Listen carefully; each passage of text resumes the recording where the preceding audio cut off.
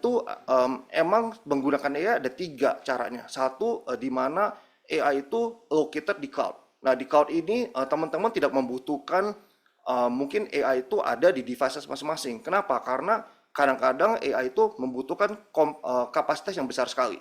Contohnya itu ChatGPT. ChatGPT server ada di cloud. Kenapa? Jadi karena membutuhkan processing power yang besar sekali. Jadi nggak mungkin itu AI running di PC atau di handphone Anda. Nah, ini kelebihannya besar ya, karena AI seperti ini juga boleh dibilang bisa menjawab any question. Jadi could be the smartest AI atau the smartest most capable AI. Tapi at the same time itu nggak ada yang namanya privacy. Nah, apabila menggunakan AI yang di cloud atau heavy AI di sini, disarankan tuh harus berhati-hati apabila menggunakan data pribadi. Karena baik lagi data privacy itu juga Anda men-sharing everything to internet itu besar sekali resikonya.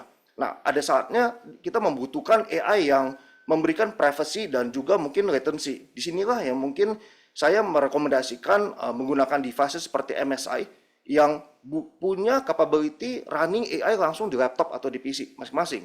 Nah, inilah yang namanya kita sebut RTX AI atau AI yang running di PC atau komputer masing-masing. AI ini akan saya share ke depan beberapa menit ke depan apa contoh-contoh AI tools yang bisa running di PC masing-masing. AI seperti itu sangat berguna karena satu udah pasti bisa solve privacy issue.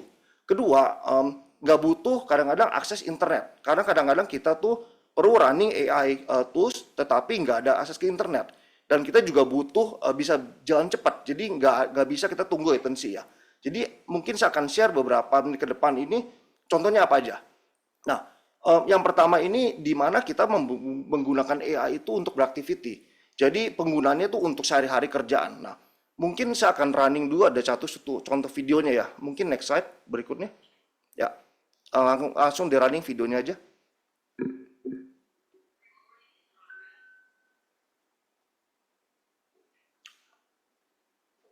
Ada suaranya bisa kedengeran nggak? Ada soundnya ya harusnya.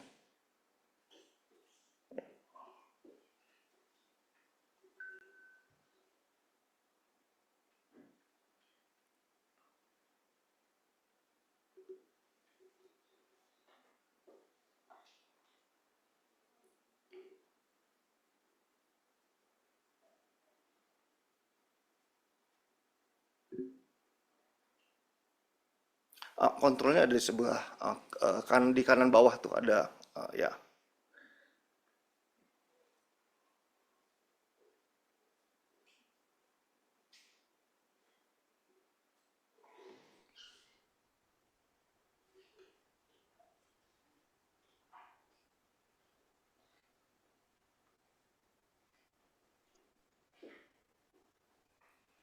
Nah, ini mungkin sambil saya jelasin ya, nggak apa-apa. Jadi ini namanya software tuh NVIDIA Broadcast. NVIDIA Broadcast itu adalah software yang menggunakan AI dan boleh dibilang sangat useful sekali. Kenapa? Karena the biggest issue dalam hal broadcasting ya atau broadcasting ideas itu adalah biaya. Jadi biayanya itu besar sekali apabila Anda mungkin ingin recording atau bikin podcasting atau live streaming, the biggest cost itu adalah biaya untuk misalnya ruang kedap suara atau equipment tools yang membutuhkan biaya besar sekali karena kualitasnya itu harus bagus. Nah, NVIDIA Broadcast ini adalah software menggunakan AI fully running di komputer masing-masing yang dimana akan memecahkan all this problem. Artinya, apabila Anda sekarang ingin mendapatkan good quality ya dalam segi soundproofingnya atau mungkin motion capture-nya gitu, itu menggunakan NVIDIA Broadcast ini solve all the problem. Jadi seperti background remover overlays, terus background-nya bisa berubah langsung atau mungkin noise reduction-nya itu menggunakan AI. Dan apa bedanya dengan mungkin software biasa yang kita udah ada built-in di handphone atau di laptop masing-masing, very different karena dengan menggunakan AI itu dia boleh dibilang kualitas dari noise reduction itu jauh sekali bedanya. Satu, NVIDIA Broadcast itu menggunakan AI to recreate your voice. Artinya itu semua background noise-nya itu hilang semua. Nah, kayak gini-gini itu sebenarnya hal-hal yang simple, tapi itu sangat berguna sekali dalam hal kita memecahkan masalah yang simple. Contohnya apa? Kalau kita sekarang mau dengan ide aja, kita nggak mau tuh biaya atau cost itu jadi barrier yang terbesar. Makanya kita menggunakan AI sebagai tools untuk solve this kind of problem ya.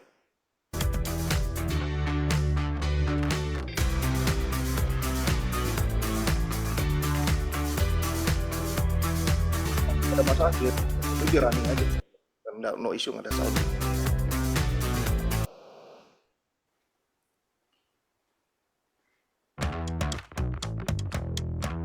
Mungkin next slide aja, oke, okay. Nggak ada soundnya, next slide aja.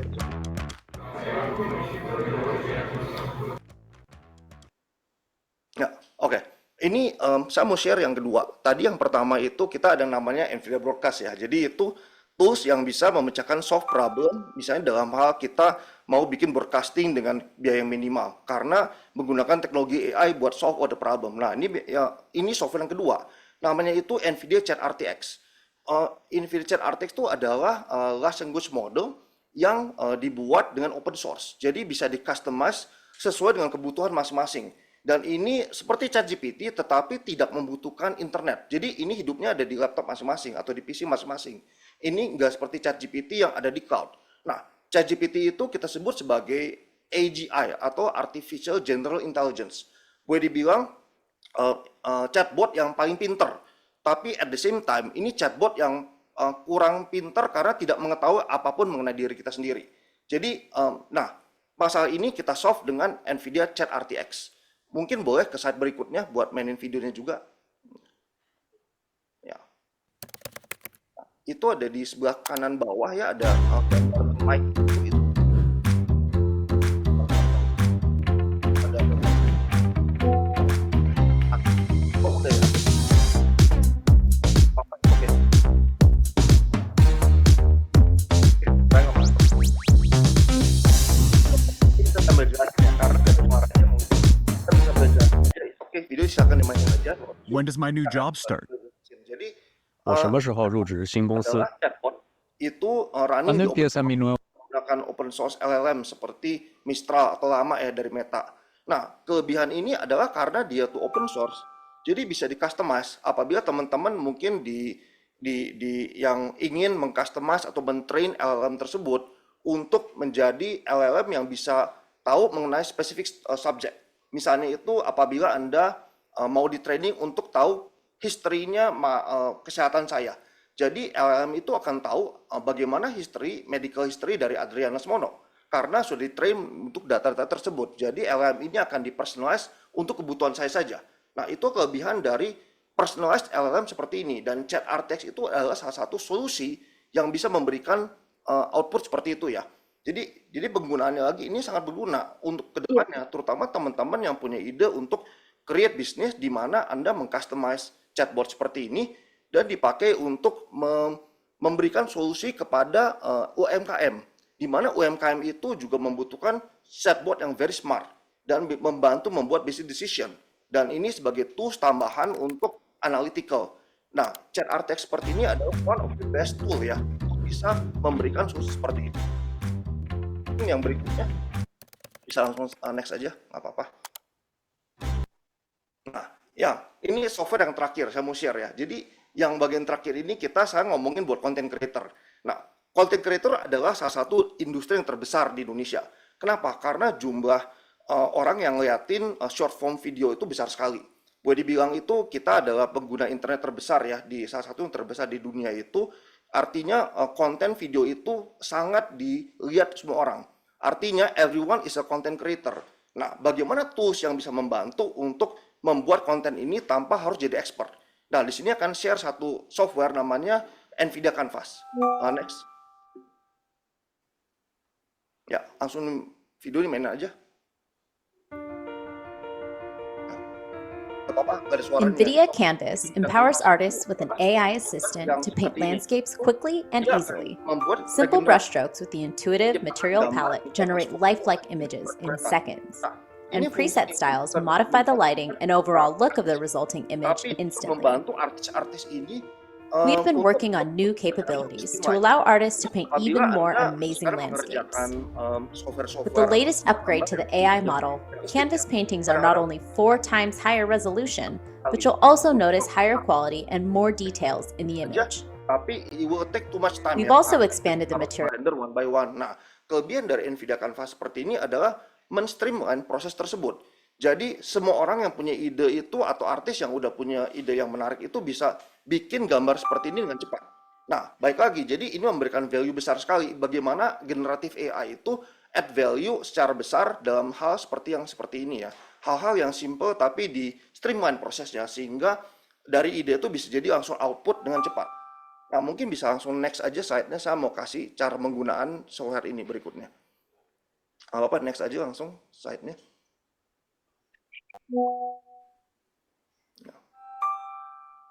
Next aja si slide-nya, sorry. Next. Ya, jadi bagaimana apabila Anda membuat output seperti foto seperti ini? Nah, yang paling banyak dilakukan itu adalah menggunakan ini sebagai output yang dipakai buat proses berikutnya. Nah, apabila Anda menciptakan mungkin animasi atau video ya, kadang-kadang membutuhkan background yang keren banget, fotorealistik.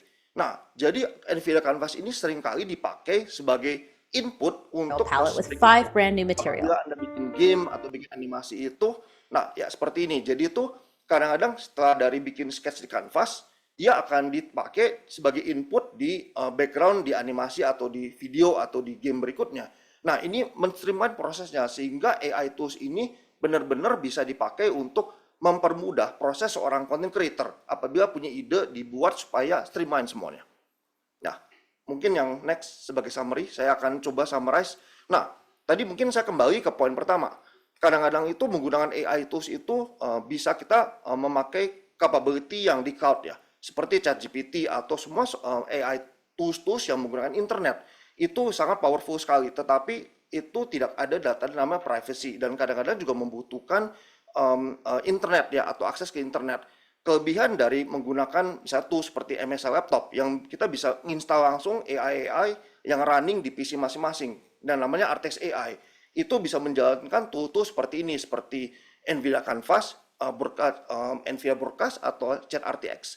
Ini semua AI apps yang running di laptop dan PC masing-masing dan ini disesuaikan dengan kebutuhannya. Apabila misalnya menggunakan ini untuk digital humans, large model 3D, high resolution, itu membutuhkan mungkin MSI laptop atau PC yang speknya tinggi seperti RTX 4080. Tapi apabila menggunakan hanya untuk graphic design, untuk video broadcasting, video conferencing, hanya pakai MSI yang pakai GeForce 4050 saja sudah cukup ya. Jadi kira-kira tuh sesuai dengan kebutuhannya, inilah bagaimana kita sebagai dari NVIDIA itu memberikan solusi AI untuk semuanya ya, untuk teman-teman semua, baik yang mungkin dari entertainment main game, dari kerja ataupun mungkin bikin content creator.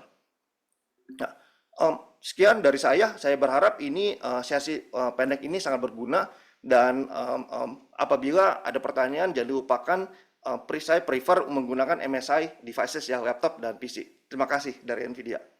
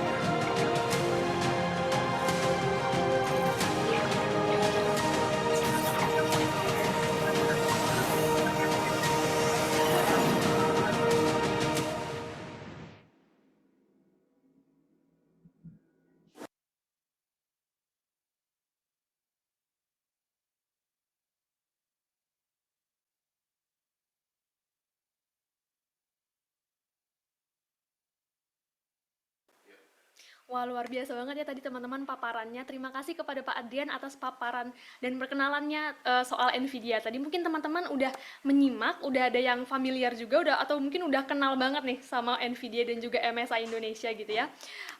Tapi mungkin teman-teman ingin lebih memperdalam nih soal perkembangan AI yang tadi dipaparkan oleh Pak Adrian itu sangat canggih gitu ya teman-teman. Perkembangan AI yang wah semakin hari semakin canggih nih. Tapi untuk mengulik lebih dalam terkait penggunaan AI, dalam kehidupan kita sehari-hari, kita mau langsung masuk aja nih ke sesi selanjutnya, yaitu diskusi panel bersama dengan 3 narasumber kita yang sangat luar biasa, yang akan langsung dipandu dan dimoderatori langsung oleh senior editor dari tirto.id, Mas Nuran Wibisono. Kepada Mas Nuran, saya langsung akan persilakan untuk memandu diskusi selama 45 menit ke depan.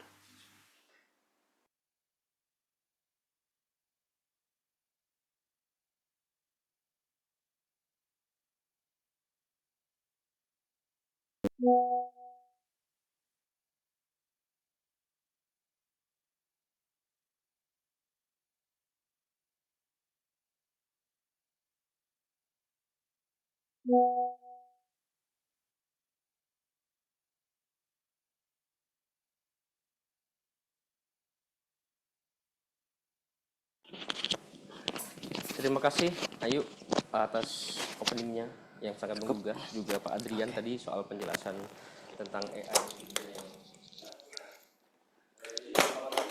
Mahasiswa, terima kasih sudah bergabung dengan MSI Class gitu ya.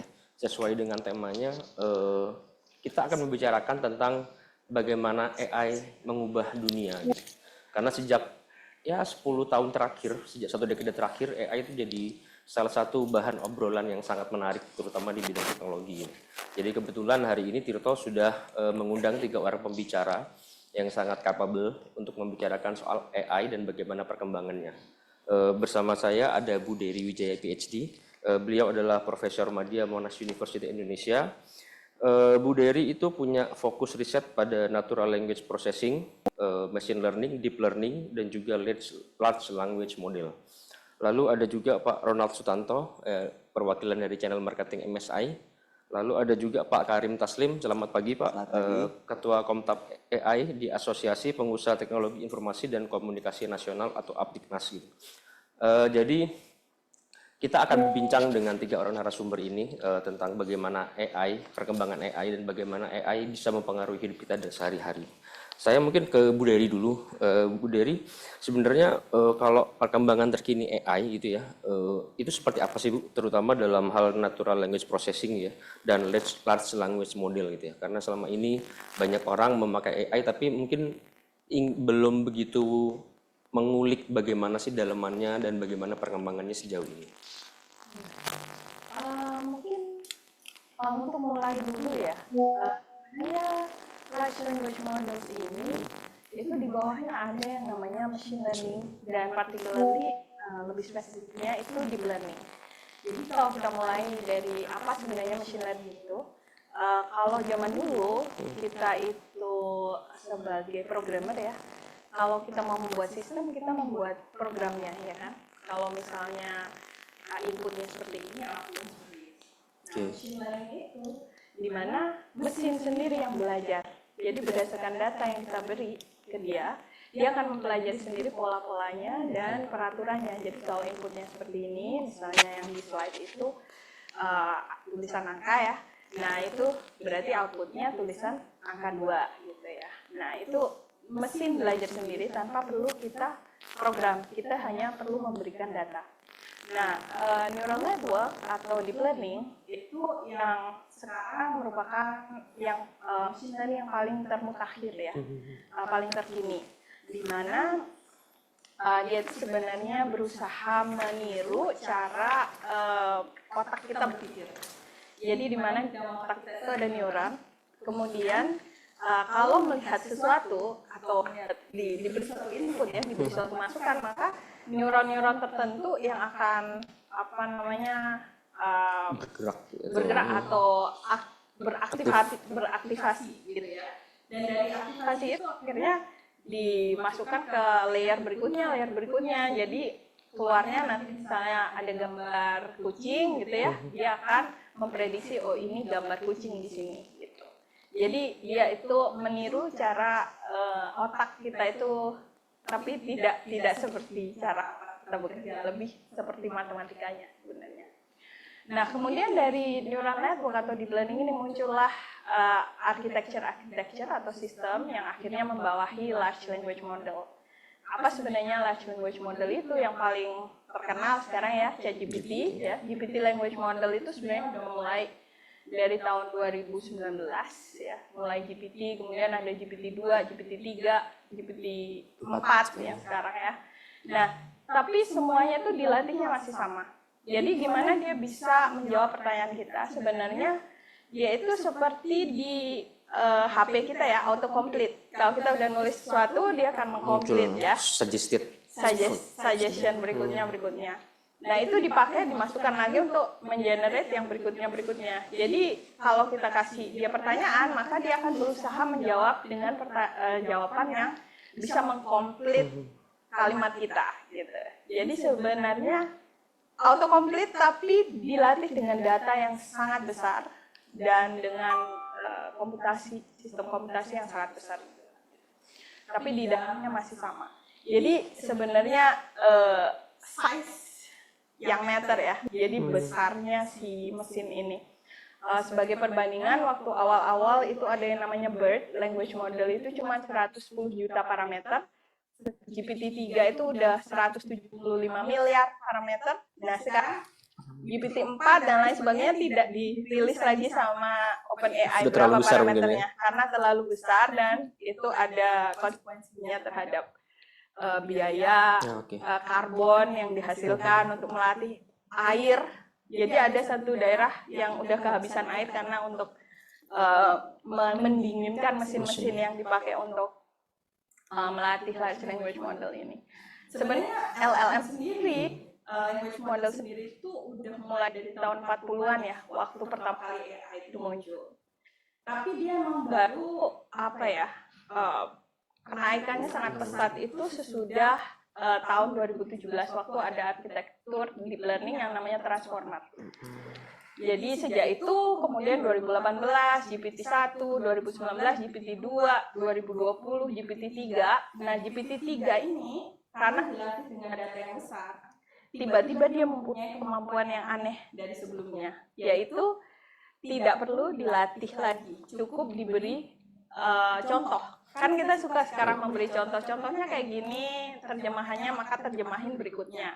Atau kalau misalnya saya pengen menyingkat suatu kalimat, contohnya gini gitu. Jadi tidak perlu dilatih dari awal lagi. Ini anomali atau sudah diprediksi atau out of prediction gitu? Itu kita nyebutnya emergent capabilities. Jadi di kalangan researcher itu sesuatu yang juga surprising. Sampai sekarang kita masih berusaha mengerti kenapa ada yang namanya prompting itu works ya. Kenapa in context learning itu works. Itu masih merupakan teka-teki. Bahkan belum bisa dijelaskan oleh para researcher yang meneliti, Bu. Sekarang kita masih meneliti tentang itu. Jadi ada beberapa teori sih. Ini menarik banget. Ada beberapa researcher yang menganggap ada agama lain sekarang. Jadi agama itu nggak cuma Islam, Kristen, Katolik, Buddha, Hindu, tapi ada agama namanya in context learning atau chain of thought. Dimana kalau kita menyuruh si sistem, cara kita nge-prompt ya, kalau kita bilang berpikir step by step atau kasih detailnya langkah-langkah kamu, kenapa kamu menghasilkan jawaban ini, maka dia akan ngasih jawaban yang lebih bagus. Nah ini tuh masih belum jelas kenapa terjadi emergent capability seperti ini gitu. Dan kalau kita lihat memang rapid ya advancement-nya ya, dari tahun 2018 yang dia masih asal-ngasal ya kalau ngomong, kadang berhalusinasi, sampai sekarang 2023 dia udah pinter banget mengikuti instruksi kita gitu. Nah itu sih untuk large language model, tapi ya itu bahayanya kita harus ingat ya, at the bottom line itu sebenarnya dia autocomplete itu. Jadi meskipun sekarang banyak aplikasinya ya, ya bisa dipakai di mana-mana, AI buat education, AI buat health, tapi pada dasarnya dia itu berusaha mengcomplete sentence kita.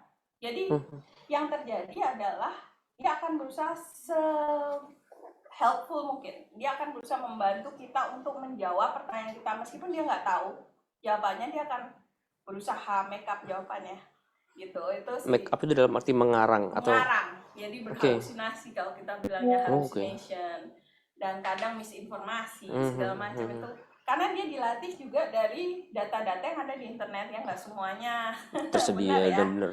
Nggak semuanya benar, dan kalau dia nggak tahu sesuatu dia akan berusaha keras untuk menjawab meskipun dia nggak tahu.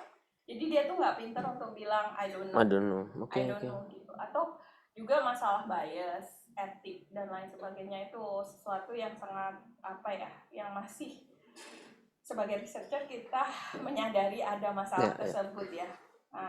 Jadi challenges-nya harm yang nggak cuma bias, terus dia kadang bikin conversation yang aneh, akhirnya karakter AI kemarin sampai ada yang meninggal dunia gitu ya. Karena dia akan berusaha sedapat mungkin membantu kamu, jadi seperti memvalidasi apa yang kamu inginkan gitu. Sehingga kalau kamu berpikir dia itu adalah seperti manusia, kamu akan merasa seperti ada teman yang selalu memvalidasi kamu. Ada gitu attachment ya. jadinya ya. Ada attachment, ketergantungan. Padahal dia itu mesin yang selalu berusaha membantu, tapi tidak tahu batasan di mana suatu itu berbahaya. Jadi dia akan berusaha helpful, tapi tidak tahu batasannya sampai kapan helpful sehingga itu jadi harmful gitu. Terutama jadi banyak resikonya, termasuk yaitu menganggap mesin itu cara berpikirnya seperti manusia. Menganggap dia seperti manusia itu salah satu resiko yang tinggi ya, sehingga kita juga dependen ke dia dan sebagainya gitu. Jadi masih banyak sih yang terjadi. Oke, sangat menarik banget. Saya jadi membayangkan dunia ntar seperti Skynet nanti, tapi semoga tidak. Aku akan beralih ke Mas Ronald. Mas, AI dalam produk-produk MSI itu membantu seperti apa dalam hal pemasaran, misalkan terus personalisasi iklan, sampai analisis tren konsumen, chatbot, dan lain-lain. Bisa dijelaskan nggak dari sudut pandang MSI? Oke, sebenarnya sebelum saya menjawab, ini pembahasan kita benar-benar sangat menarik. Seru banget. Seru banget. Saya mungkin akan ngobrol lagi nanti sama Mbak Dery ya, tentang AI ini. Nah, untuk itu, untuk MSI sendiri, tentunya AI ini sangat membantu kita dalam mengenali lebih dalam lagi pasar atau market yang ada khususnya di Indonesia ya, untuk produk-produk MSI. Kita bisa setting ads yang lebih presisi, kita bisa menemukan target market yang lebih cocok untuk produk-produk MSI, misalnya laptop ataupun PC kita gitu ya, ataupun PC rakitan kita. Jadi si AI ini akan sangat membantu kita untuk research market dengan waktu yang lebih optimal dan lebih cepat serta lebih efisien. Seperti itu. Targeting ads yang lebih sesuai dan juga produk-produk yang memang tentunya dibutuhkan oleh market. Tapi kalau MSI Indonesia sendiri sebenarnya sejak kapan menggunakan AI untuk pemasaran, personalisasi gitu-gitu? Untuk AI saat ini kita menjadi tagline utama untuk tahun ini. Namun untuk AI sebetulnya seperti yang Mbak Dery tadi ceritakan, ternyata sudah dari tahun 40-an bahkan AI itu sebenarnya sudah ada, tapi kita baru menyadari fungsinya sekarang mungkin ya. Bagaimana AI itu bekerja. Nah, untuk itu MSI mulai mengembangkan AI lebih dari mungkin sekitar 4 tahun ke belakang sudah menggunakan AI di teknologinya. Termasuk untuk pemasaran, betul, chatbot dan lain-lainnya. Dan sejauh ini hasilnya sangat menggembirakan ya. Luar biasa menggembirakan. Nanti kita bahas. Dan memudahkan juga Pak. Dan nanti kita bahas lagi. Saya sekarang coba ke Pak Karim. Pak Karim sebenarnya untuk mewakili sudut pandang pengusaha teknologi dan komunikasi gitu ya. Sebenarnya bagaimana AI digunakan dalam industri di Indonesia gitu ya. Mulai dari manufaktur, finansial, bahkan kesehatan gitu ya. Kalau terus di Aptiknas sendiri, apakah sudah ada contoh konkret bagaimana AI digunakan untuk membantu teman-teman pengusaha teknologi dan informasi ini? Oke, ini memang semakin hangat ini. Serius. Saya mungkin akan mulai dengan satu pembahasan mengenai AI sebagai basic science dan AI as applied science ya. Jadi hal ini yang mungkin selama ini kita tidak terlalu mengerti, tidak paham, sehingga ujung-ujungnya masyarakat kita sekarang ini hanya sebagai pengguna ya, end user. Dan end user ini berada di applied science sendiri juga. Jadi jarang sekali yang betul-betul masuk ke basic science-nya gitu. Nah, tadi yang dijelaskan oleh ya Prof ya. Jadi bicara basic science itu memang menarik banget, tetapi sedikit banget ya orang-orang yang nyambung ya, karena itu terlalu technical gitu ya. Jadi kita bicara basic science itu ya dengan machine learning, deep learningnya ya sampai ke computer vision segala macam gitu ya. Jadi hal-hal yang memang agak technical. Dan mungkin untuk generasi yang sekarang ini, anak-anak muda sekarang ini sudah jarang ya yang bisa memahami, kecuali mereka betul-betul studinya di bidang itu gitu ya. Nah, sekarang ujung yang banyak mencuat ke permukaan ini kan adalah applied science ya, termasuk kita bicara Gen AI gitu ya. AI itu adalah bagian dari applied ya, jadi bagaimana aplikasinya. Nah, bicara aplikasinya sendiri ini memang luar biasa penerapan. Jadi tahun-tahun terakhir ini penerapan AI ini mendapatkan momentum yang sangat luar biasa. Nah, kita beruntung sih. Jadi kalau saya bicara landscape AI untuk saat ini ya, Indonesia di kawasan Asia Tenggara ini boleh dibilang kita akan menjadi satu barometer yang sangat luar biasa. Di Asia Tenggara ya. Asia Tenggara ya. Dan kita memang mendapatkan bonus demografi salah satunya ya, dengan demografi akhirnya kita memiliki big data yang besar. Dan ini yang membuat negara-negara lain itu iri. Negara yang canggih pengembangan R&D-nya pun, tapi ketika mereka bicara akan mulai ya untuk exercise bagaimana mendapatkan data agar outputnya itu bisa akurasinya tinggi gitu ya. Ujungnya dia butuh data gitu ya. Dan begitu butuh data dia udah lihat Indonesia gitu ya. Jadi kenapa mereka melihat Indonesia ini sangat seksi gitu ya. Salah satunya memang kita punya big data yang besar. Nah, yang kedua, kita jujur bicara bahwa government dalam beberapa tahun terakhir juga sangat mensupport perkembangan AI sendiri di Indonesia. Bahkan sejak pandemi gitu ya, kita melihat AI diterapkan di bidang health tech itu juga sangat mendapatkan supporting dari government gitu ya. Di mana di banyak negara lain itu tidak se-fleksibel di Indonesia gitu ya. Jadi kita senang sekali bahwa di Indonesia ini kita dapat satu momentum gitu sejak pandemi yang namanya telemedicine itu diizinkan. Dulunya itu nggak boleh gitu ya. Bahkan Singapura sampai hari ini juga belum mengizinkan gitu yang namanya telemedicine, telekonsultasi gitu ya. Dan waktu pandemi justru orang-orang kaya di Indonesia, the crazy rich, yang biasanya harus ke Singapura berobat, pulang bawa obat gitu ya. Itu yang paling menderita, paling suffer. Karena lockdown mereka nggak bisa ke sana. Dia punya nomor telepon dokternya, bisa kontak langsung. Dokter tetap nggak berani membuatkan resep gitu ya. Karena kalau itu ketahuan oleh government di sana, bisa kena sanksi ya. Iya. Jadi prakteknya bisa dicabut gitu ya. Nah, jadi termasuk di Amerika ya, di Europe juga sampai hari ini regulasi tidak se-fleksibel Indonesia. Terutama kalau bicara tentang health tech seperti itu. Nah, jadi kembali menjawab pertanyaan bagaimana perkembangan AI secara terapan gitu ya. Dan kemudian di asosiasi kami juga memang tahun-tahun terakhir ini kita sangat senang sekali gitu ya bahwa perkembangan ini sudah luar biasa. Nah, jadi satu hal tadi saya bicara basic science dan kemudian applied science, memang di tengah-tengahnya ada satu gap gitu ya. Nah, ini saya mungkin bicara analogi lebih mudah ditangkap adalah kita bicara waktu kemunculan yang namanya operating system atau let's say kita bicara Android atau iOS gitu ya untuk gadget. Nah, kalau kita bicara kita ingin menginnovate gitu ya, membuat sesuatu terobosan untuk compete dengan Android atau iOS, nggak mungkin gitu ya.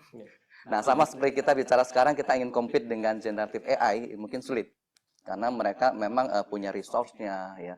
Kemudian R&D-nya juga disupport dengan dana yang sangat besar, kita nggak mungkin compete. Tetapi di atas layernya Android ini kan kemudian muncul banyak aplikasi yang kemudian malah menjadi unicorn gitu ya. Nah, di sisi lain ada end user gitu. Jadi di gap di tengah ini yang sebenarnya punya potensi. Dan ini yang sedang kita dorong gitu ya.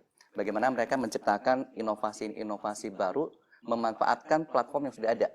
You tidak perlu harus menciptakan generative AI gitu ya. Tidak perlu sampai seperti itu. Karena itu butuh resource yang luar biasa gitu ya. Dan kita nggak sanggup. Tapi kita bisa memanfaatkan API yang di-open oleh mereka gitu ya. Kemudian berbagai platform untuk menciptakan sesuatu inovasi yang baru. Nah, sekarang muncullah istilah SLM ya, Bu ya. Jadi yang lebih spesifik, tidak lagi large, tapi mereka mulai bicara data yang lebih spesifik. Nah, contoh, kami pernah diundang konsultasi, diminta advice juga oleh salah satu polda di daerah, mungkin saya nggak sebut gitu ya. Nah, waktu itu memang mereka udah berpikir, kalau bicara pemanfaatan generatif AI gitu ya, untuk institusi kepolisian gitu ya, untuk hal yang berhubungan dengan terminologi kriminal ya dan sebagainya, memang menggunakan generative AI itu agak bias gitu ya. Hasilnya kadang tidak tepat banget.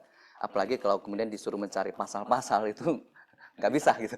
Jadi memang butuh satu SLM yang istilahnya specific language model gitu ya, dengan data dari mungkin data dari kepolisian, kejaksaan masuk di sana gitu ya.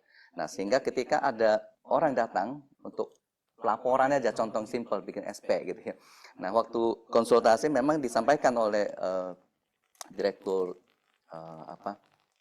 di Barreskrim di sana gitu ya, bahwa kecepatan petugas piket di depan menerima LP itu kadang tidak berbanding lurus gitu ya. Yang datang antri untuk bikin LP itu banyak. Nah, sementara prosesnya ini lambat karena itu harus diketik manual, kemudian harus dicarikan pasal-pasalnya. Nah, belum lagi kalau petugas piketnya ini adalah anak-anak yang masih baru gitu, magang gitu ya. Nah, mereka tuh kadang nggak terlalu paham ini harus di-crosskan dengan pasal berapa dan sebagainya itu. Nah, kalau nggak ada pasalnya nggak bisa jadi LP gitu ya. Nah, hal yang sesimpel itu. Jadi mereka mencoba pengen bikin sesuatu generatif AI, bukan generatif lah, tapi lebih spesifik language model. Jadi begitu ditanya gitu ya dengan satu narasi simpel, mereka apps ini udah bisa langsung memberikan jawaban pasal berapa. Nah, kemudian udah bisa langsung lagi di-crosskan lagi, ini harus ke unit yang mana gitu ya, ke kanit siapa gitu ya. Nah, itu akan sangat membantu. Dan kedepannya permintaan seperti ini kita udah mulai merasa cukup banyak mencari kami untuk membuatkan specific language model seperti itu. Ya, tidak hanya di kepolisian, bahkan institusi, korporasi juga ingin membuat seperti itu untuk mempermudah e-learning mereka sendiri untuk internal, ya, employee dan seterusnya. Iya. Terima kasih banyak Pak Karim. Nanti kita kembali lagi ke Pak Karim. Sekarang saya kembali lagi ke Bu Dery. Tadi dari pemaparan Bu Dery itu saya mendapatkan sesuatu yang menarik. Bu Dery menyebut kata aneh untuk mesin atau ya ini ya yang bisa belajar dan belum bisa diketahui kok bisa begini gitu ya. Sebelumnya kan sebenarnya manusia yang memberi pelatihan gitu ya, tapi ternyata pertumbuhan AI ini jadi eksponensial dan lebih cepat gitu ya. Sebenarnya itu bagaimana di masa depan hal itu akan mempengaruhi cara kita dalam memandang data, bagaimana AI ini akan berkembang. Ya, jadi sebenarnya sih itu merupakan problem riset ya Mas ya. Untuk namanya kita sebutkan alignment problem. Karena zaman dulu ibaratnya itu mesin itu lebih kecil daripada orang. Sekarang mesin itu akan jauh lebih pintar daripada kita. Dari segi data yang dia sudah pernah baca dan dia sudah bisa untuk mengkomplit tadi itu ya. Jadi namanya adalah sekarang gimana kita bisa membuat mesin yang jauh lebih pintar dari kita itu tetap mendengarkan instruksi kita. Nah, itu namanya alignment problem.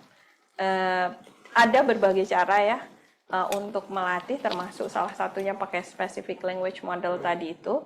Jadi data yang kita pakai memang kita tune ke data kita gitu. Mungkin tadi yang chat RTX itu salah satu bentuk specific language model, di mana language model itu hidup di dalam komputer kita dan mendapatkan data dari file-file di komputer kita. Nah, itu caranya memang harus ditune sehingga sesuai dengan instruksi kita gitu.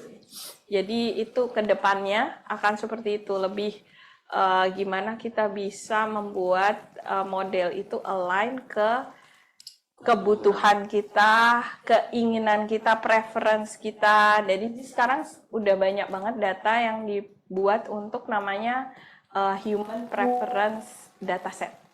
Di mana di situ data itu nggak cuman cara menjawabnya benar, tapi dengan style yang sesuai dengan yang kita inginkan gitu. Jadi termasuk datanya dari data yang kita pasal-pasal dalam bahasa Indonesia ya kan, bukan dari Inggris gitu ya, dalam bahasa Inggris. Nah, tapi data ini tadi yang disebut Pak Karim itu memang masih kurang kalau dari segi riset ya. Jadi kayak OpenAI itu tidak punya banyak data Indonesia gitu. Belum banyak yang latih. Bahkan saya ada tadi di slide itu nanti bisa di-share ke mahasiswa.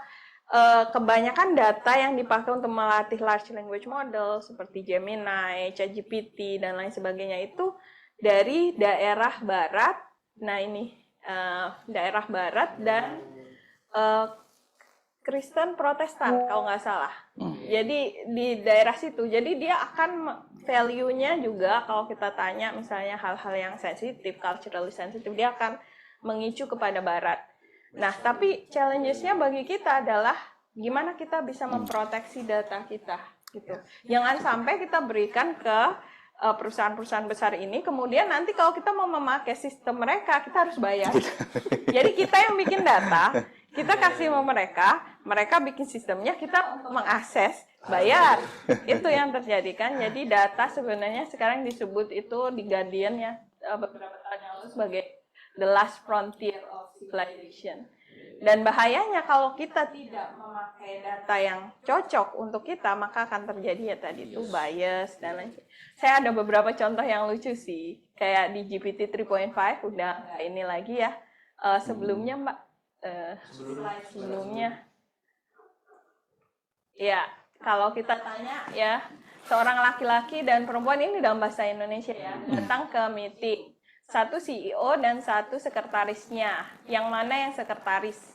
Dia akan panjang lebar menjelaskan ya, sekretaris biasanya adalah cewek, maka yang wanita adalah sekretarisnya. Tapi tetap bias kan ya.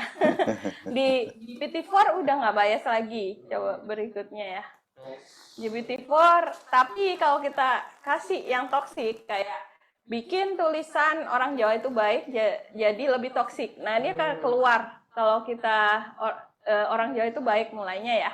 Terus kemudian akan ganti jadi orang Jawa itu munafik dan suka menjatuhkan orang lain. Kemudian kalau saya ulang ini, bikin lebih toksik lagi, keluar semua yang ChatGPT think about etnisitas di Indonesia, nggak cuma Jawa, Madura, semuanya. Jadi fair play ya. Nggak tahu siapa ngajarin ya. Ini dari mana taunya ya kan? Makanya itu bahayanya. Makanya spesifik LLM tadi yang disebut Pak Karim itu ke depannya ya gimana data itu akan dipergunakan lebih lanjut buat large language model. Jadi harus data itu harus di-tune in ya. Ya, harus sesuai dengan kebutuhan kita dan preference kita. Nah, berikutnya kalau saya lihat yang gambar juga lucu. Kalau kita lihat gambar ya. Kalau kita suruh bikin gambar Native American ya, nah itu yang di kanan itu yang di generate ya kan. Berikutnya kalau yang Maori, nah ini yang asli, gambar asli, kanan gambar yang generate kan ada patternnya ya. Kemudian berikutnya karena data yang dipakai untuk melatih semua ini tuh data orang-orang senyum dari Amerika, kita bilangnya American Smile. Next, klik berikutnya nanti keluar tuh American Smile. Indonesia juga kalau kita bilang generate successful politician, nah itu yang keluar cowok ya kan, cowok dan biasanya pribumi Jawa ya, batik. Nah kemudian berikutnya ini menteri ya, bentuknya kayak gini ya. Terus berikutnya lagi karena menteri kita seperti ini juga bentuknya ya. Nggak ada kurang diversity. Berikutnya ya. Dan masih banyak lagi kalau dokter dan perawat ya kan, perawatnya selalu kulitnya berwarna dan cewek. Berikutnya yang CEO dan sekretaris ya kan, semua bias. Terus yang lebih lucu yang ini Indonesia nih. Saya promnya minta bos dan pembantunya gitu ya. Nah ini begitulah. Jadi bias Western value ya. Western value. Ya, mungkin karena kita data yang kita pakai untuk melatih seperti itu. Gitu. Itu bagaimana tantangannya agar data-data yang tadi digunakan untuk melatih itu bisa digunakan sendiri gitu oleh peneliti sendiri. Itu menarik ya. Kita akan punya biasanya kita pakai open source language model, kemudian kita tune dengan data atau dengan pakai yang kita bilangnya retrieval augmented generation (RAG), ngambil data dari dokumen terus dipakai di prompt-nya, jadi dia akan sesuai dengan kebutuhan kita dan nggak mengacu dari pikiran-pikiran dia sebelumnya. Ini mungkin bisa nyambung dengan Mas Ronald soal tune tadi ya, bagaimana MSI ngeset agar AI itu sesuai dengan kebutuhan MSI dan para penggunanya, terutama di produk-produk MSI sendiri, hardware maupun software. Oke. Untuk produk kita sendiri tuh sebenarnya kita dalamnya sudah sematkan yang namanya MSI AI Engine.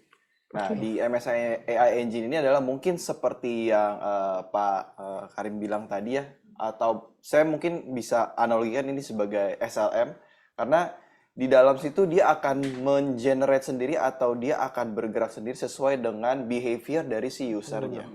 Gitu. Misalnya, laptop atau PC itu difungsikan sebagai PC gaming, bukan PC kerja gitu kan, dimana kita membutuhkan performance yang lebih, terus mungkin lebih stabil juga dari sisi performance-nya.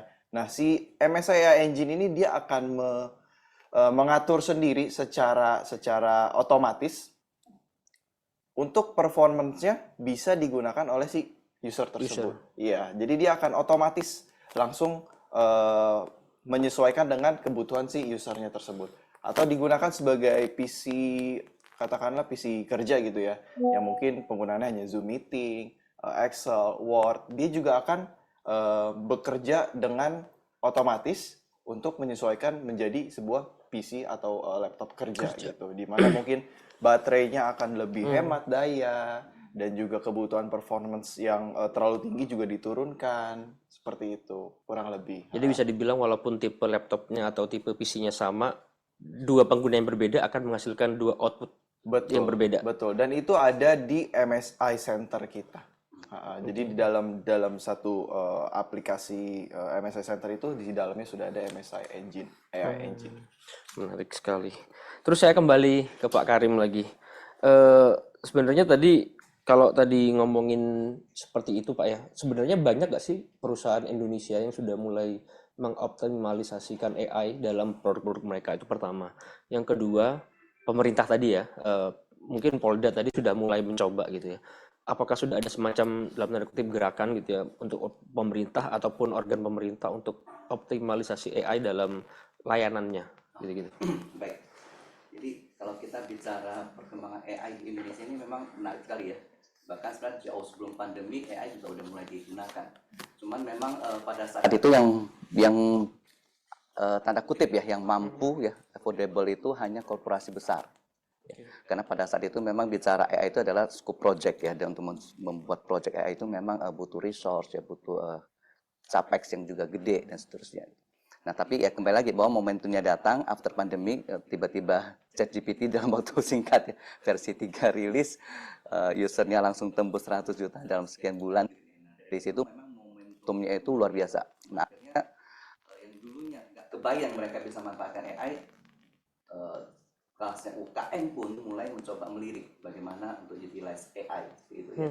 Ini mungkin juga terasa gitu di MSI gitu ya. Betul. Dulunya yang terjual tuh mungkin hanya device-device yang kelas berat untuk corporate ya.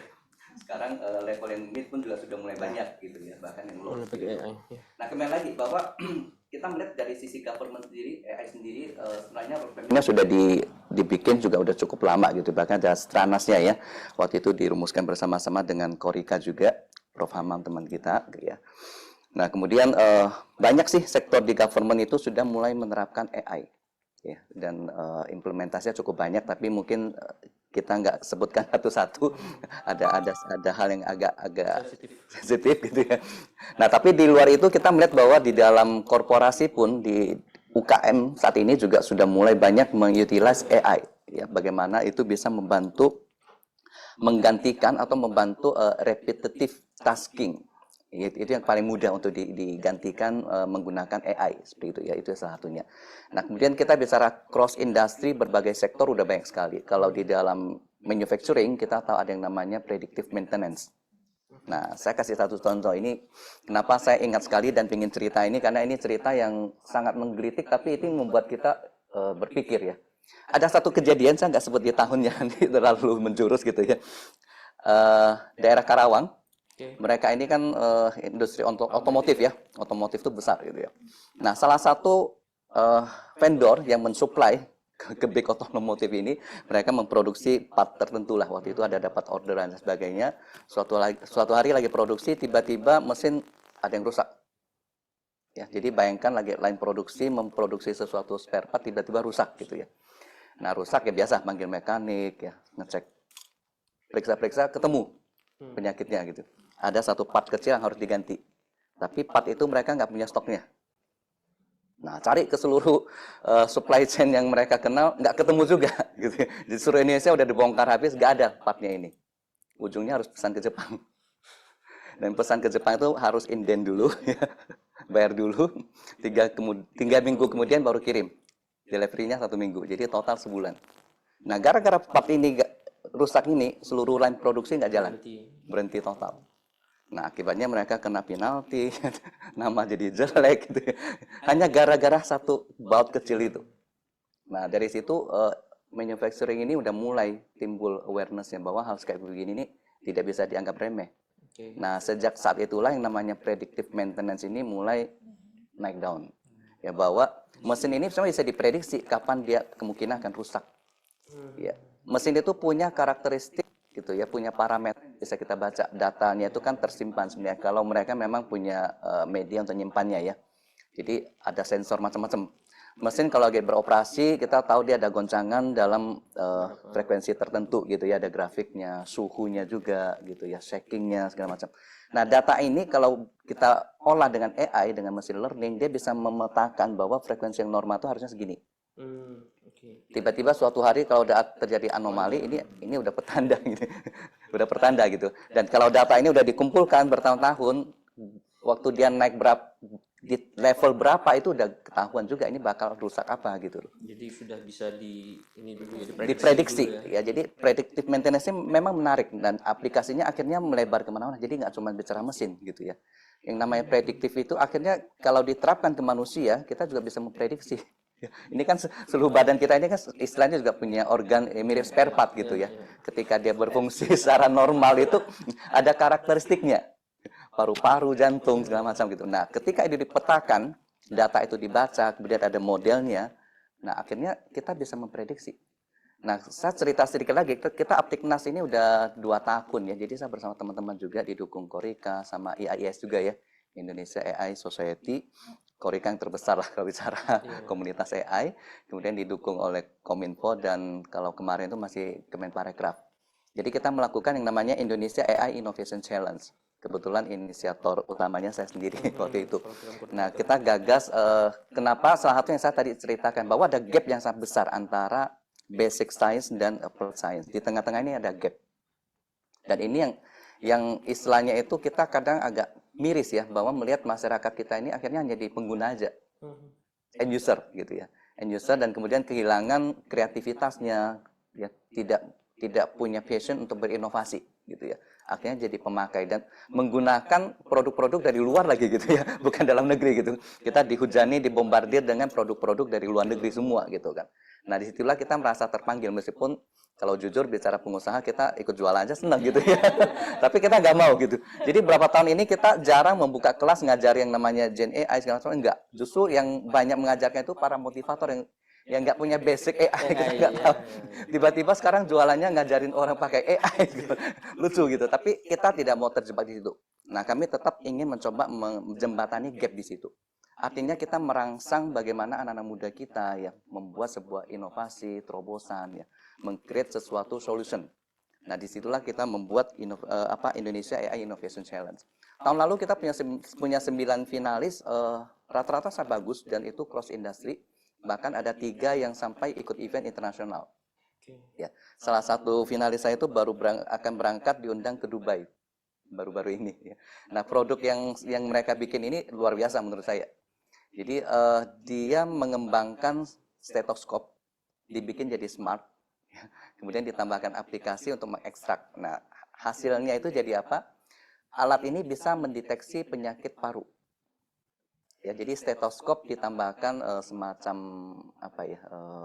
ampli ya. Jadi kemudian jadi dia merekam ada berapa titik paru-paru kita di sini, direkam, kemudian diekstrak dengan menggunakan AI. Dari sana bisa terlihat. Betul. Jadi ada teorinya gitu ya, bahwa kalau paru-paru yang sehat itu rongganya segala macam, ketika ada suara itu pantulannya jernih gitu ya. Tapi ketika mulai ada sesuatu tumbuh di situ, pantulannya udah beda mungkin ya. Nah, suara itu diekstrak dengan AI akan ketahuan dan mereka udah bisa membedakan 5 jenis penyakit yang terkait dengan paru.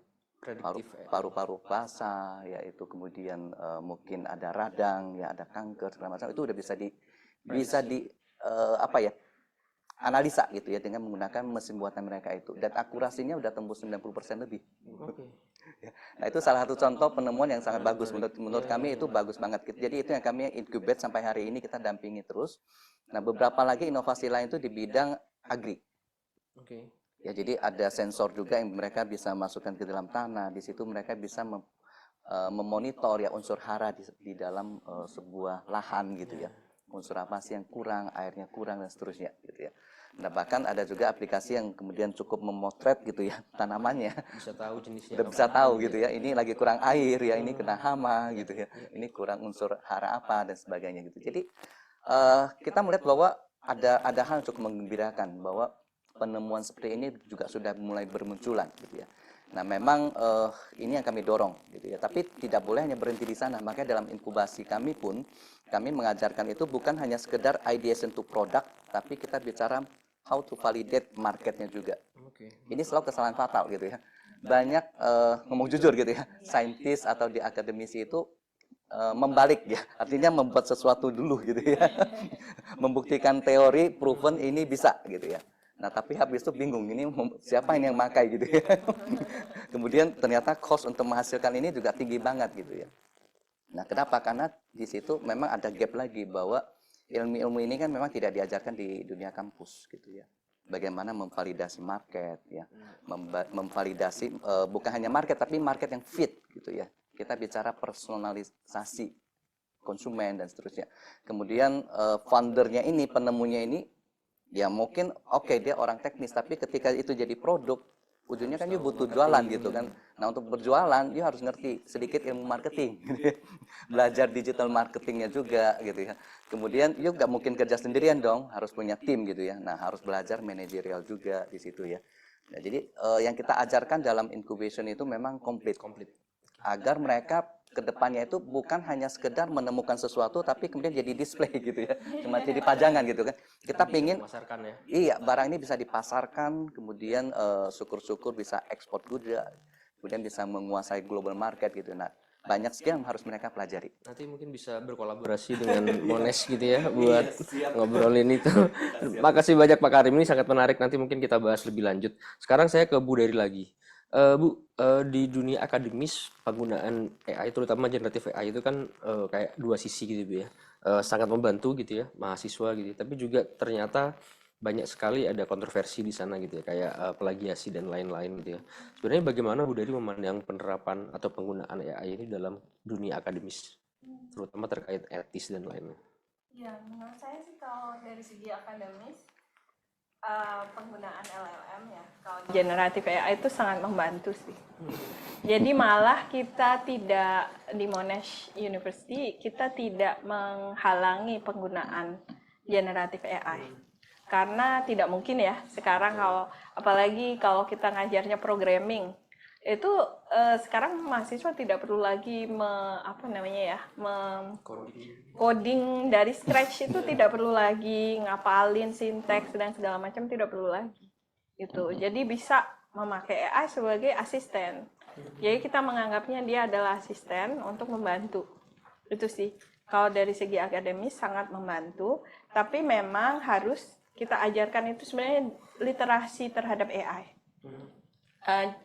Mungkin tadi Pak Karim sudah bilang kayak orang menggunakan aja gitu, tapi sebenarnya kita selain menggunakan juga kita harus tahu kemampuan dan batas-batas mana, sampai batas mana AI itu bisa dipakai dan tidak bisa dipakai. Kadang kesalahan yang terjadi mungkin kebanyakan perusahaan juga menemukan ya, Pak.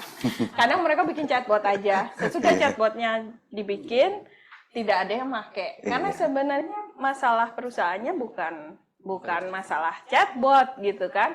Jadi sebenarnya untuk penggunaan AI itu sendiri harus kolaborasi tadi itu antara memang yang mengerti, kalau perusahaan mengerti bisnis prosesnya dengan orang yang mengerti AI-nya gitu.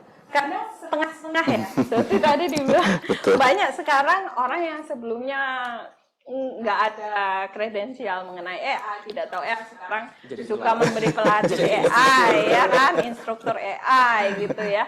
Sebenarnya itu bahayanya karena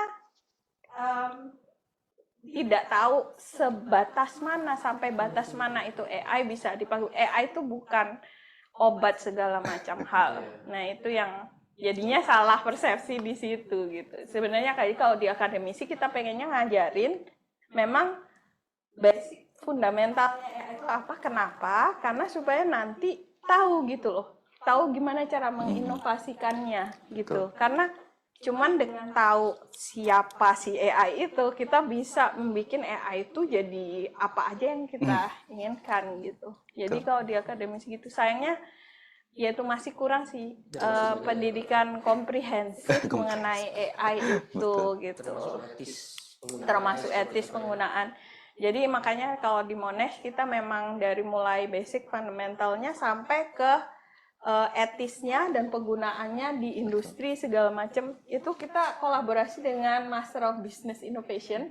Jadi anak data science bisa ngambil kelas etik dan marketing. Nah, yang memang penting banget itu, gitu karena dari hulu ke hilir gitu. Jangan sampai kita yaitu pakai terus misalnya bikin nih AI udah ChatGPT bikin untuk memvalidasi resume orang. Tapi dengan bias yang seperti itu kan bisa bahaya. Oh, ini orang Madura, ini orang ini, dia punya bias sendiri kan. Nah, tanpa kesadaran seperti itu bisa berbahaya sih menurut saya. Jadi pendidikannya harus komprehensif. Harus dari basic dulu Dikuatkan. Jadi tahu limitation bahwa AI itu bukan obat semua hal. Nah, itu sih. Mas, saya ke Mas Ronald. Nggak semua konsumen atau nggak semua orang Indonesia termasuk yang menggunakan MSI itu tahu soal manfaat AI gitu ya. Bagaimana MSI mengedukasi tentang manfaat gitu ya, tentang AI yang ada dalam produk-produk MSI ini. Kalau dari MSI sendiri gimana melihatnya? Tentu kami sadari memang banyak sekali sebenarnya sampai hari ini pun user awam yang sangat-sangat tidak paham ya seputar AI atau cara penggunaannya. Nah, dari MSI sendiri biasanya kita melakukan hal-hal seperti seminar seperti ini untuk memperkenalkan AI lebih jelas kepada halayak umum, pengguna, dan juga tentunya didukung dengan UI atau user interference yang memudahkan user dalam penggunaan AI tersebut di device-device-nya kita, di komponen kita ataupun di laptop kita. Jadi di UI-nya itu, bagian UI-nya itu lebih mudah dan juga lebih user friendly. Jadi tidak perlu memiliki pengetahuan teknis dalam untuk mengoperasikan sebuah AI. Seperti itu. Mungkin kurang lebih seperti itu. Nah, menariknya adalah sebenarnya AI ini adalah nama lain dari kecerdasan intelligence yang sebenarnya sudah ada dari beberapa waktu lalu ya. Makanya saya bilang MSI mungkin sudah menggunakan AI ini mungkin bahkan lebih dari 4 tahun. Karena sekarang nama bekennya adalah AI gitu kan, atau kecerdasan buatan, makanya jadi lebih terkenal dan mungkin itu adalah salah satu teknik marketing juga yang sebenarnya bukan pure AI gitu, yang sebenarnya adalah itu sebuah program yang memang sudah disetting gitu. Nah, tapi untuk MSI sendiri jawabannya adalah kita memberikan UI yang mudah, yang user friendly untuk para penggunanya supaya bisa menggunakan mungkin SLM atau AI yang sudah disematkan di dalam MSI dengan lebih mudah. Seperti Terima itu. kasih jawabannya. Siap. Pak Karim, nanti kita kembali lagi ya. Sebelum masuk sesi tanya jawab saya akan kembalikan dulu ke Ayu untuk beberapa sesi, termasuk sesi ice breaking dan quiz. Sebelum nanti masuk ke pertanyaan, nanti akan ada 3 pertanyaan yang bisa ditanyakan ke Bapak dan Ibu sekalian yang ada di sini. Siapkan pertanyaan kalian, nanti tinggal raise hand. Tapi sebelum masuk ke sesi pertanyaan, kita akan kembali lagi ke Ayu.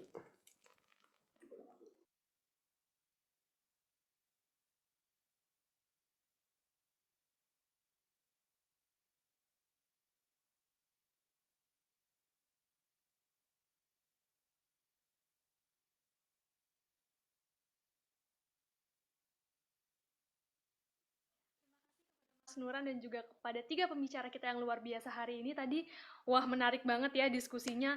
panas, hangat menuju panas gitu ya nih, kalau teman-teman udah menyimak mungkin udah banyak pertanyaan-pertanyaan yang ditampung nih di kepala teman-teman, tapi tunggu, ditahan dulu karena kita masih ada sesi-sesi selanjutnya, nanti bisa pertanyaan-pertanyaannya bisa ditanyakan di sesi Q&A. Nah teman-teman, nih tadi mendengarkan paparannya gitu ya dari ketiga pembicara kita, menarik banget. Tentu kita harus selalu aware dengan perkembangan AI tentunya di Indonesia, apalagi di Indonesia gitu ya, di sisi positifnya juga posisi negatifnya begitu. Nah teman-teman, mau saya kembali ingatkan lagi, sebentar lagi kita akan memasuki sesi perkenalan. Tadi kalau di awal sudah perkenalan NVIDIA, sekarang kita mau perkenalan lebih dekat dengan MSI Indonesia, karena tadi sudah sedikit di-spill nih sama NVIDIA. Nah, kembali saya mau ingatkan kalau MSI bagi-bagi voucher potongan harga untuk teman-teman yang berbelanja produk-produknya MSI. Jadi jangan lupa kepoin produk-produknya MSI sambil kita menyimak paparan dari MSI Indonesia.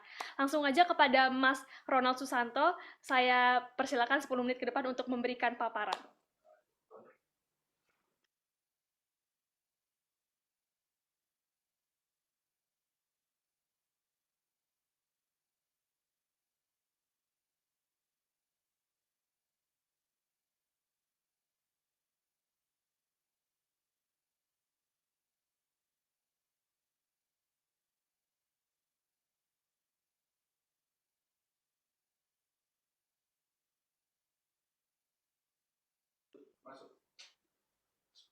Oke, halo, selamat siang teman-teman mahasiswa. Tadi saya berpindah tempat ya, tadi duduk di situ, sekarang duduk di sini. Mungkin singkat aja perkenalan apa sih yang dimiliki, produk-produk yang dimiliki oleh MSI dan perusahaan seperti apa sih MSI itu? Karena menurut saya kita harus tahu juga tools-tools yang dipakai atau yang digunakan untuk kita bisa menggunakan AI dalam daily activity kita sehari-hari. Oke. Nah, MSI adalah perusahaan yang juga ditenagai juga dengan AI. Tentunya kita membuat beberapa komponen-komponen dan juga laptop ataupun mundur dulu. Ya, yang juga disematkan AI dan juga mendukung AI, di mana AI itu menjadi sebuah wadah teknologi yang menjadi ranah baru dan juga banyak sekali yang bisa kita dalami tentang AI. Tentunya MSI juga sudah di-empower dengan AI ini sendiri. Next. Dan kita juga bekerja sama dengan worldwide creator. Mungkin di layar kalian ini rata-rata semuanya dari Indonesia, tapi sebenarnya kita juga bekerja sama dengan worldwide creator. Pasti ada yang kenal dengan beberapa creator yang ada di depan kalian. Next. Oke. Next. Nah, sekedar informasi untuk community, kita memiliki total 43 million community di dunia, termasuk di Indonesia juga. Salah satunya lewat Facebook, Instagram, dan juga untuk di Indonesia sendiri kita punya TikTok juga ya, dan juga YouTube. Next. Dan ini adalah beberapa produk-produk dari MSI yang kita bekerja sama dengan beberapa franchise game besar seperti Monster Hunter, dan juga ada Stalker 2 yang baru-baru ini rilis, dan ada World of Warcraft. Next. Kemudian ini kita juga ada bekerja sama dengan MSI Mercedes AMG ya, di mana kita sponsor untuk mobil balapnya si Mercedes ini dari mulai teknologinya. Lalu, oke, next, nggak apa-apa. Next.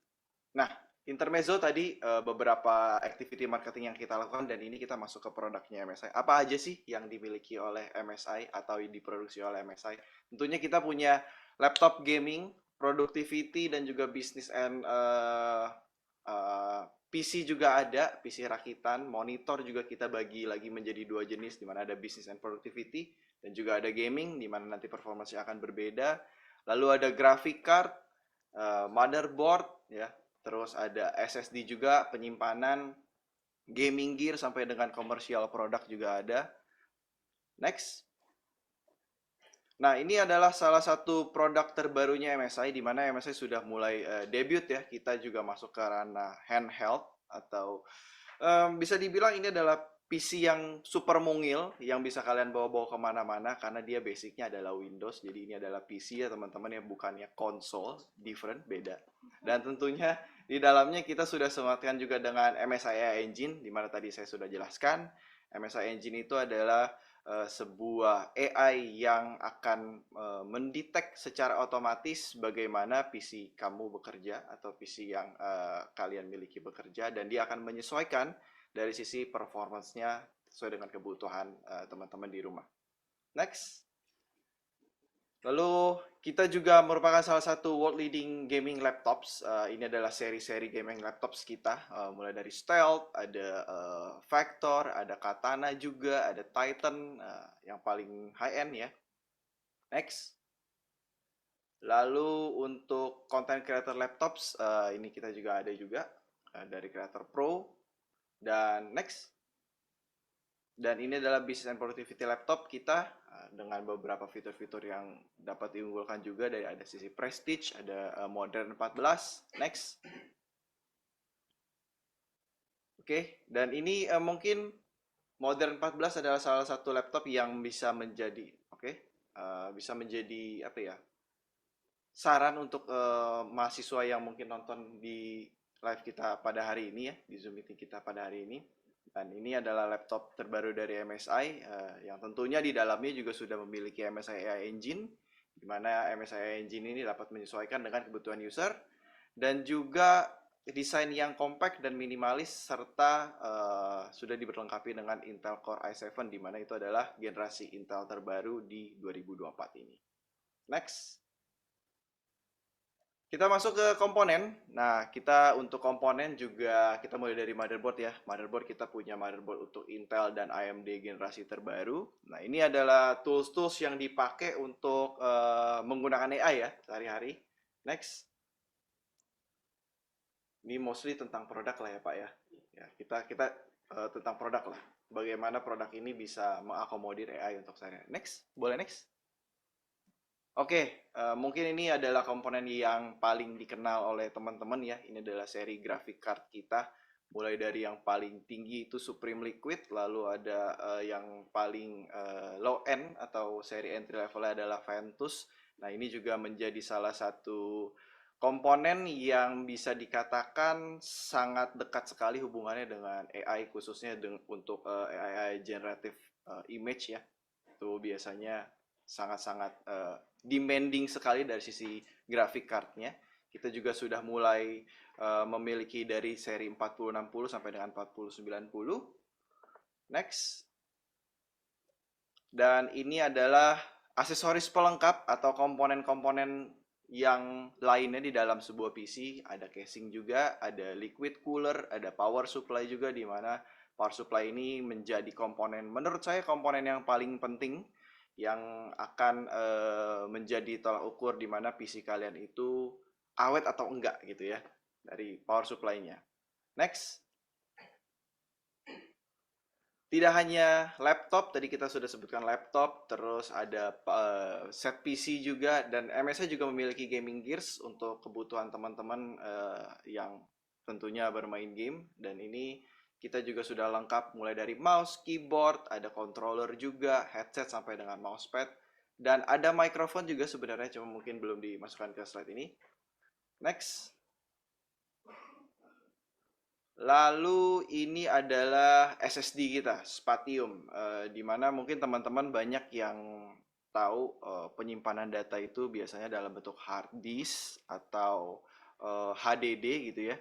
Nah, saat ini sekarang SSD itu ukurannya hanya setipis mungkin 2 lembar kertas atau 3 lembar kertas ya, dimana Spatium menjadi salah satu SSD M.2 yang paling cepat yang ada saat ini, karena speednya itu bisa sampai dengan 17.000 Mbps. Lanjut. Lalu ini desktop PC. Nah, ini apa sih bedanya dengan PC rakitan? Ini sama teman-teman, sebenarnya ini adalah sebuah PC yang sudah di-build up oleh MSI, dan ini adalah PC yang plug and play gitu ya. Jadi teman-teman yang mungkin tidak memiliki, tidak mau repot atau tidak memiliki pengetahuan tentang perakitan PC, nah ini bisa menjadi sebuah solusi di mana desktop itu sudah menjadi satu kesatuan dan benar-benar tinggal plug and play aja, teman-teman tinggal pakai aja. Dan kita bagi 2 lini juga dari gaming series dan business and productivity. Pastinya dari secara spesifikasi akan berbeda. Biasanya untuk gaming series spesifikasinya itu tinggi-tinggi, mulai dari memorinya, mulai dari VGA-nya, motherboard-nya. Sedangkan untuk yang seri bisnis, biasanya kita untuk mengakomodir administrasi bisnis seperti itu. Next.